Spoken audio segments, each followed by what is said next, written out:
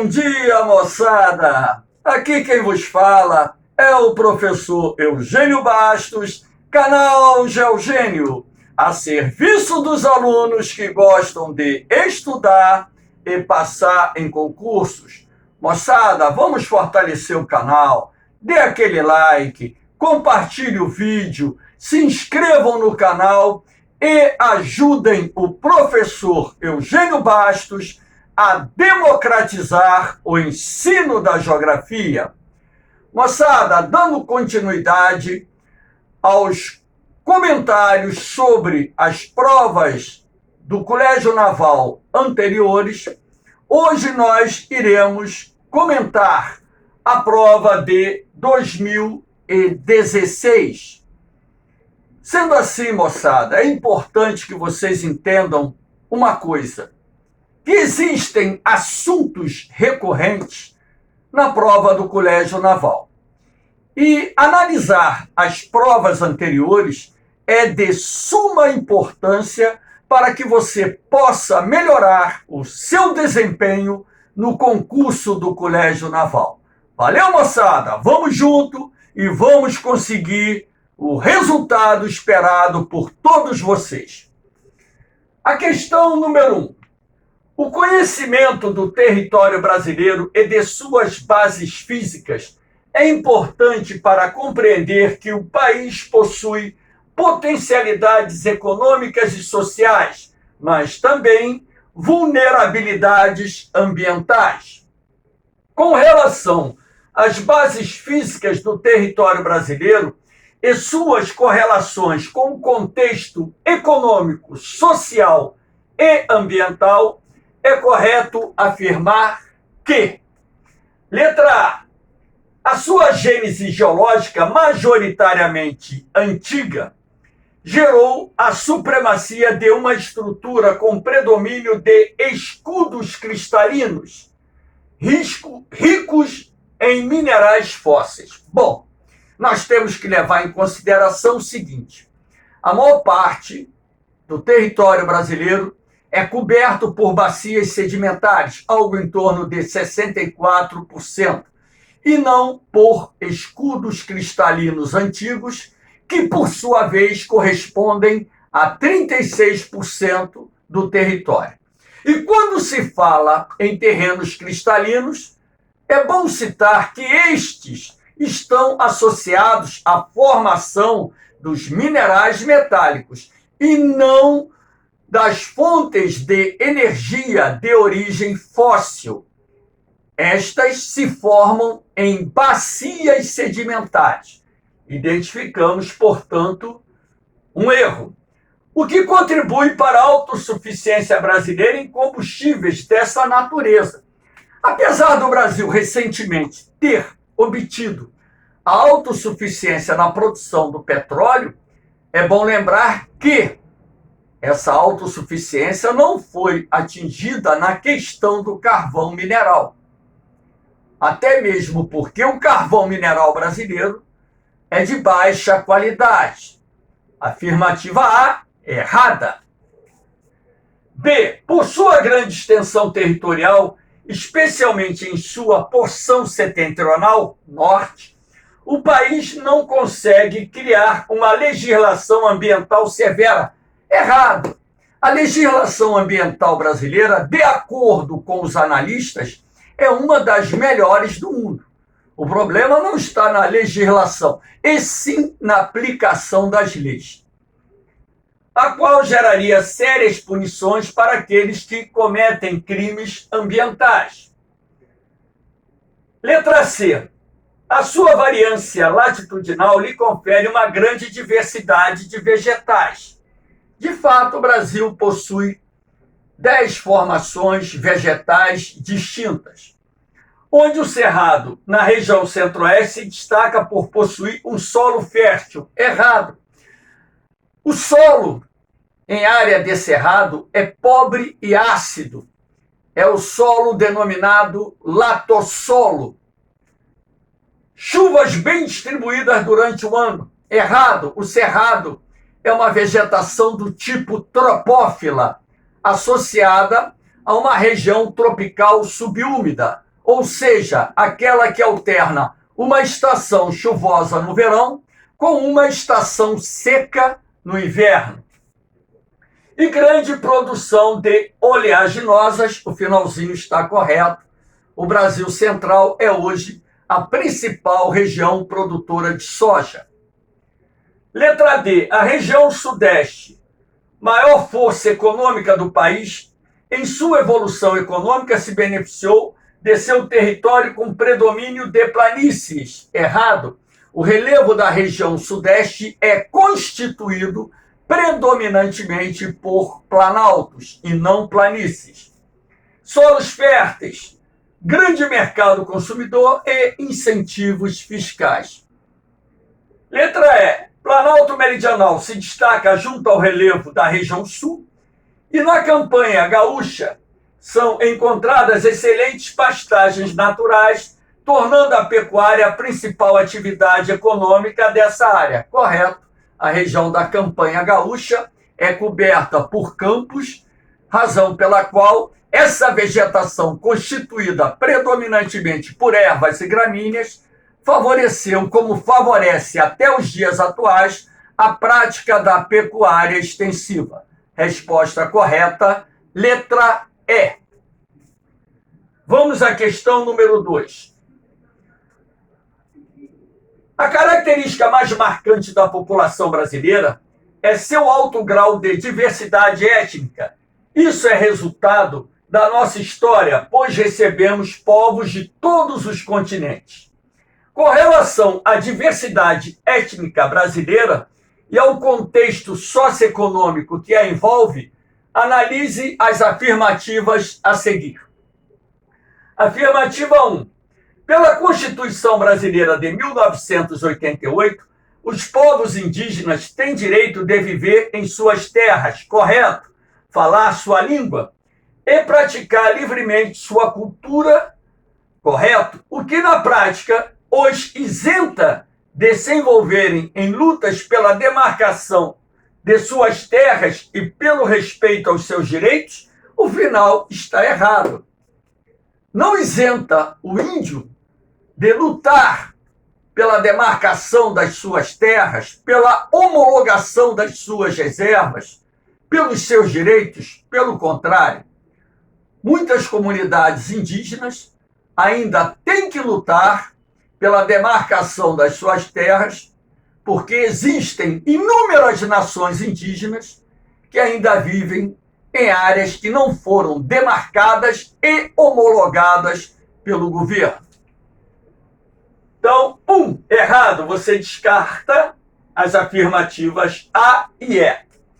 Afirmativa 2. Segundo o IBGE, pelo seu censo demográfico de 2010, mais da metade da população brasileira se declarou preta ou parda, sendo a presença de descendentes africanos mais forte nas regiões Nordeste e Sudeste, correto.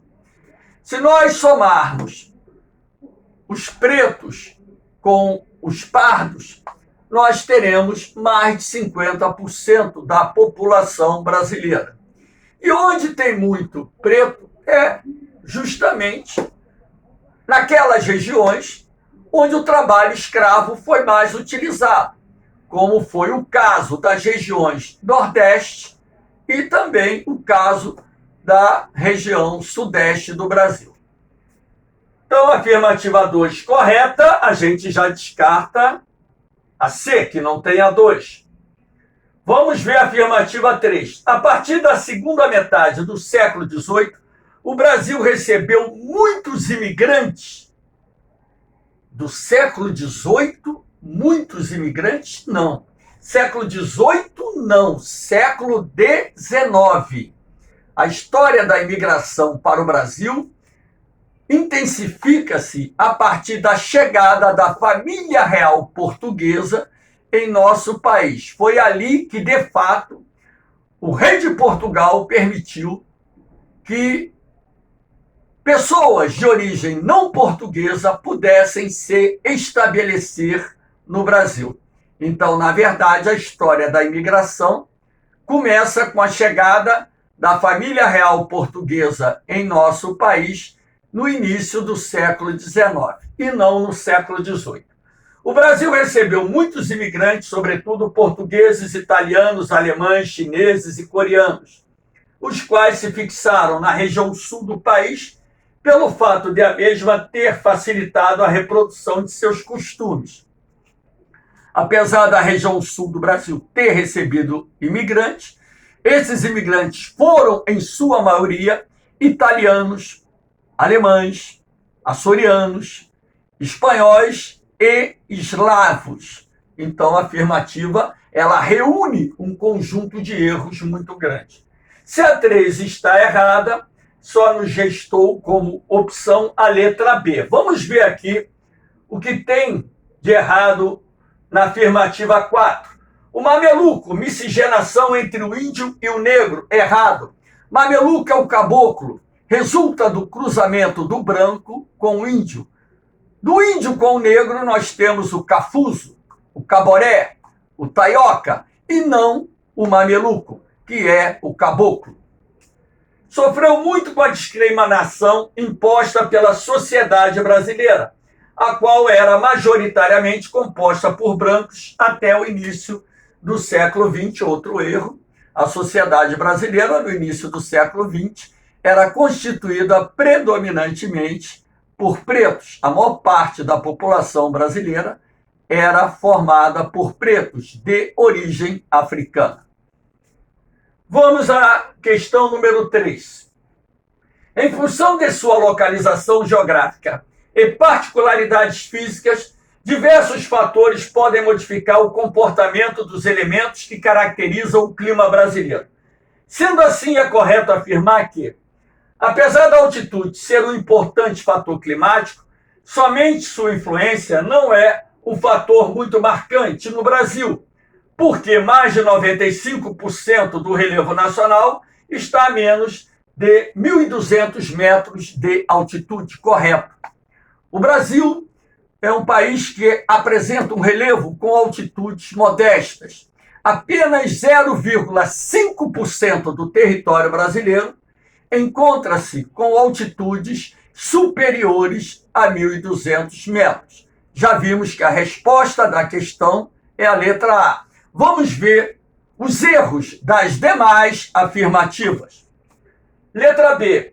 A variância latitudinal brasileira é inexpressiva. Já temos um erro aí. A variância latitudinal brasileira é superior a 30 graus, influenciando pouco na diversificação climática do território nacional, fato que torna o clima tropical o mais abrangente no país. Ora, se nós também considerarmos que na Amazônia nós temos o domínio do clima equatorial e que esta região ocupa uma grande parte do território brasileiro, podemos discutir se o clima tropical é aquele que domina no território brasileiro, porque a área ocupada pelo clima equatorial é muito grande em nosso país.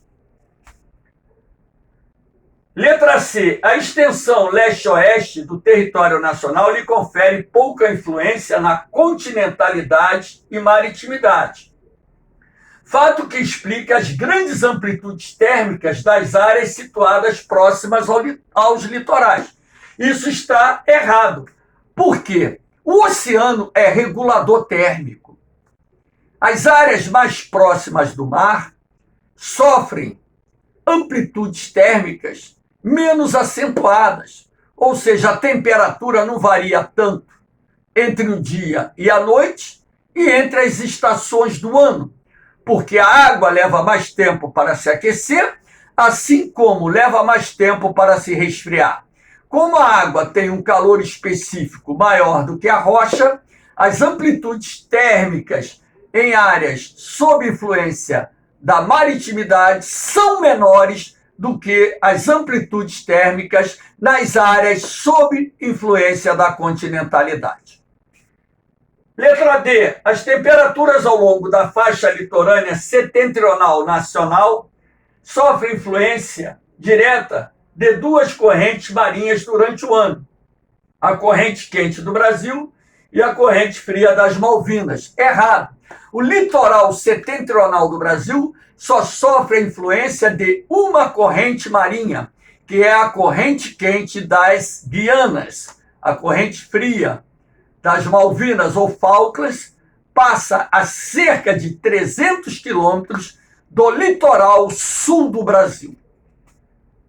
A região sul, por apresentar as maiores altitudes do país, errado. As maiores altitudes médias estão na região sudeste. O ponto ou os pontos mais elevados do relevo brasileiro se encontram na região norte. Somadas à sua localização latitudinal, apresenta as menores amplitudes térmicas anuais. Outro erro. O sul do Brasil é a região que possui as maiores amplitudes térmicas anuais. Isso se deve ao fato da região sul estar mais afastada em relação à linha do Equador, proporcionando a essa área do país invernos muito frios e verões muito quentes. Isso é muito relativo, depende da área. Inverno frio nas áreas de relevo mais elevado, verões quentes nas áreas de planície. Então, isso é muito relativo. Vamos lá para a questão de número 4. Entende-se por energia a propriedade que possui certos corpos de produzir trabalho ou gerar força. Com relação às fontes de energia brasileiras, assinale a opção incorreta. A nossa procura por fontes energéticas renováveis surge como alternativa importante para superar dois problemas sérios: a escassez de fontes de energia não renováveis, isso principalmente o petróleo, e a poluição causada por essas fontes, sobretudo os combustíveis fósseis. A escassez de fontes de energia não renováveis em nosso país. Podemos considerar essa afirmativa correta na época em que a questão foi elaborada, mas hoje o Brasil é autossuficiente na produção de petróleo. Já não caberia mais a afirmativa A sendo verdadeira, ele quer incorreta. E o Brasil é pobre em carvão mineral. Nosso carvão é de baixa qualidade, razão pela qual o carvão mineral ele tem uma participação muito pequena na matriz energética brasileira. B. Em 1975, o programa de substituição da gasolina pelo álcool etílico, o chamado Proálcool, e o incremento da utilização de energia elétrica em certos setores industriais que antes utilizavam o óleo diesel, reforçam essa mudança no perfil das fontes de produção e consumo de energia. De fato, o Proálcool foi criado em 1975, no contexto da crise do petróleo, sendo uma fonte de energia alternativa muito utilizada no Brasil. C. O carvão mineral, que ocupa papel destacado em nossa matriz energética, olha o erro, o carvão mineral ele participa com cerca de 5,5% da matriz energética brasileira. Então, isso está errado. Possui suas maiores jazidas no estado do Paraná, São Paulo, Minas Gerais. Errado. As maiores jazidas de carvão mineral do Brasil se encontram no Rio Grande do Sul e Santa Catarina, o que acabou beneficiando a região sudeste em seu desenvolvimento industrial, especialmente a partir dos anos 1940. Então, como a afirmativa pedia que nós assinalássemos a afirmativa errada, incorreta, então a resposta aqui é a letra C. A D, o aproveitamento do potencial hidrelétrico inventariado e estimado é pequeno no país, evidenciando um subaproveitamento no setor. Correto isso. Estima-se que cerca de 40% do potencial hidrelétrico brasileiro foi explorado até o momento. Então, ainda temos muito a explorar. No entanto, representa uma garantia para a sustentação de nosso desenvolvimento econômico, ainda que o impacto ambiental gerado por essa modalidade energética gere muita polêmica entre os ambientalistas. Correto. A construção de grandes usinas hidrelétricas promove inúmeros impactos socioambientais. Letra E. Datam do ano 1956 as primeiras intenções de implantar centrais nucleares de pequeno porte para a produção de energia elétrica no Brasil. Correto? A ideia de se dotar o país de um programa nuclear vem do governo JK. Porém, naquela época, o Brasil carecia de recursos, equipamentos, tecnologia e profissionais qualificados para o desenvolvimento da energia nuclear. No entanto, foi somente a partir de 1967 que o programa nuclear brasileiro começou a ser definido, exatamente pelas particularidades políticas e econômicas da época. Correto. Foi a partir do governo do presidente Costa e Silva que a ideia de se desenvolver um programa nuclear em nosso país ganhou força. Vamos à questão número 5. Somente na segunda metade do século XX, o Brasil tornou-se um país urbano, realidade que se materializou em função da sua dinâmica política e socioeconômica. Com relação à desenvoltura urbana nacional, é correto afirmar que, letra A, o crescimento da população urbana em relação à rural coincidiu com o período de consolidação da industrialização do país. Correto. Sendo em 1980 a primeira vez em que houve mais habitantes nas cidades do que no campo. Errado. A população urbana ultrapassa a população rural já no censo de 1970. B. A rede urbana de uma região envolve as relações entre o campo e a cidade, e as relações entre os diferentes tipos de cidades, onde a existência de uma rede de transporte e de comunicação é fundamental para a sua integração. Verdadeira resposta correta, a letra B. Lembrando que a rede urbana brasileira é parcialmente integrada, não totalmente, uma vez que ainda existem cidades isoladas no Brasil. Vamos ver o erro da C. A primeira cidade tecnológica, ou tecnopolo, surgiu no início dos anos 40. Oxi! Cidade tecnológica vem com a terceira revolução industrial. Então, e a terceira revolução industrial tem o seu início na década de 1970, e o Brasil não foi pioneiro dentro desse processo. Então já temos um erro.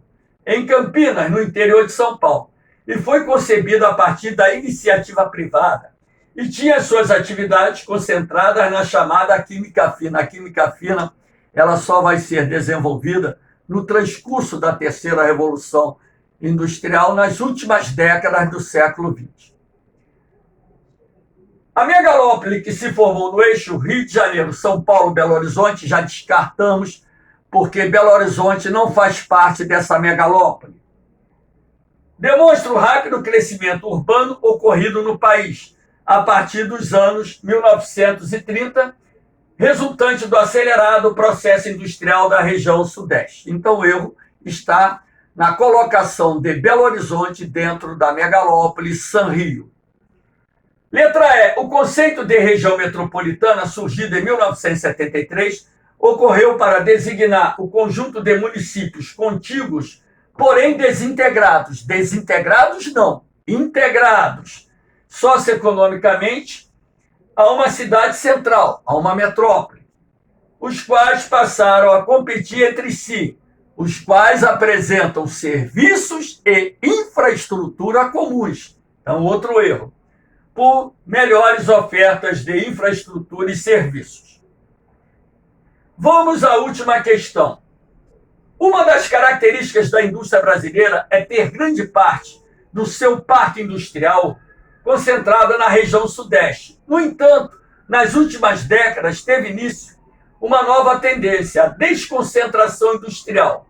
Sendo assim, com relação ao modelo econômico brasileiro, assinale a opção correta. Letra A. Até os anos 1930, a economia brasileira possuía uma forte integração nacional. Errado. Até a década de 1930, o Brasil tinha a chamada economia de arquipélago, ou seja, a nossa economia era pouco articulada, ou seja, desintegrada, uma vez que o Parque Industrial se encontrava concentrado no estado de São Paulo, que comandava o eixo econômico do país. Letra B. Em relação ao modelo de industrialização clássica, tal qual ocorreu na Europa, a industrialização brasileira aconteceu de forma tardia, tendo como ponto de desenvolvimento das indústrias de bens de produção. A industrialização brasileira, a princípio, se destaca no desenvolvimento das indústrias de bens de consumo não duráveis, alimentos, bebidas, remédios, cigarros. Indústrias de bens de produção são as indústrias de base. Estas só começam a se desenvolver no Brasil a partir do governo do presidente Getúlio Vargas. Letra C. Nas décadas de 1930 e 1940, várias montadoras multinacionais de automóveis, já temos um erro.